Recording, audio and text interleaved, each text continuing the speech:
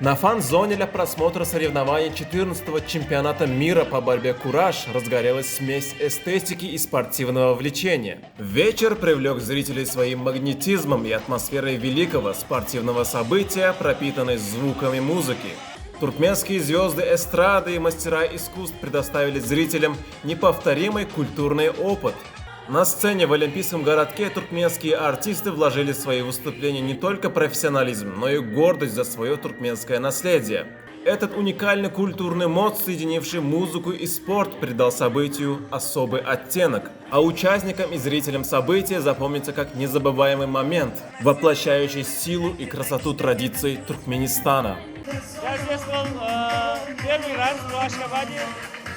Организация очень хорошо. Я здесь там настольный теннис играл, там танцую. Национальная песня, лазги, ашхабадские национальные музыки. Очень хорошо организован. И спасибо всем. Удачи всем. Фан-зона стала не только площадкой для музыкальных выступлений, но и уникальным культурным пространством, где искусство и спорт переплелись в единое творческое событие.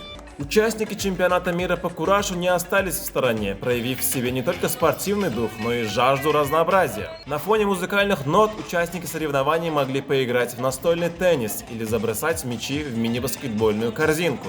Это объединение культурных и спортивных активностей подчеркнуло уникальность и вовлекающий характер чемпионата. Событие на фан-зоне стало не только праздником спорта, но и гармоничным сочетанием культурных ценностей, привлекающих внимание мировой общественности.